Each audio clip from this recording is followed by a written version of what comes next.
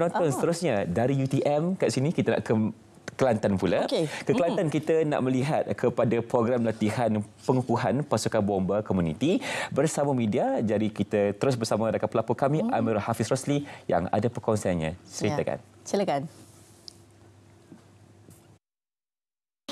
Baik, terima kasih untuk Cerita Pagi Selamat Pagi Malaysia hari ini di negeri Cik Siti Wang Kembang ini berkenaan dengan penubuhan bomba komuniti khususnya di Kelantan, dan untuk bercerita berkenaan dengan bomba komuniti media Kelantan ini kita bersama dengan pengarah JBPM Kelantan iaitu Tuan Farhan Sufian Borhan. Apa khabar Tuan? Sihat, alhamdulillah. Terima kasih kerana sudi untuk bersama kami untuk hari ini Tuan.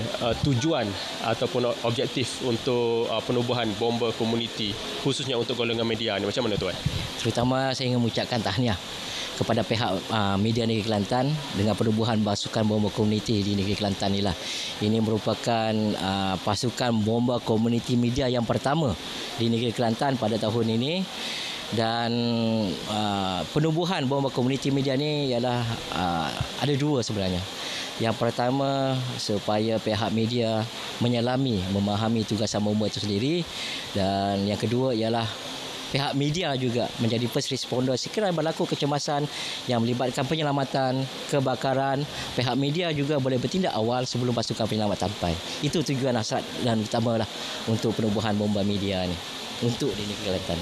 Okey, melihat kepada latihan-latihan yang diterapkan untuk media di Kelantan, khususnya untuk bomba komuniti ini, latihan sangat menarik Tuan.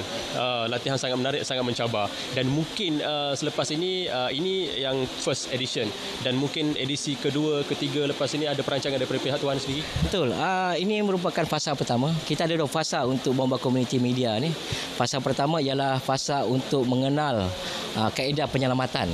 Tadi pun kita pihak media pun tadi pun telah orang cakap menjalani latihan penggunaan tali, macam mana nak masuk terowong yang sempit, kawasan yang gelap, dan juga latihan CPR. Itu adalah fasa yang pertama dari segi penyelamatan. Untuk fasa kedua dari segi pemadaman kebakaran dan juga penyelamatan di air.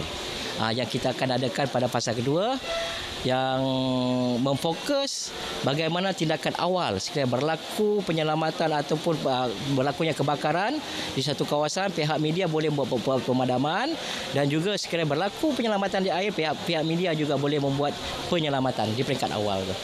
Okey, mungkin ada harapan daripada Tuan sendiri untuk melihat program ini ataupun bomba komuniti khususnya kepada golongan media ini berjaya Tuan? Saya berharap daripada jabatan sendiri, saya berharap bahawa ada galakan daripada media untuk menganggotai pasukan bomba komuniti lah. Kita harap bilangan media yang ada di Kelantan ramai-ramai kita. Ramai-ramai jadi pasukan ataupun pasukan bomba komuniti media.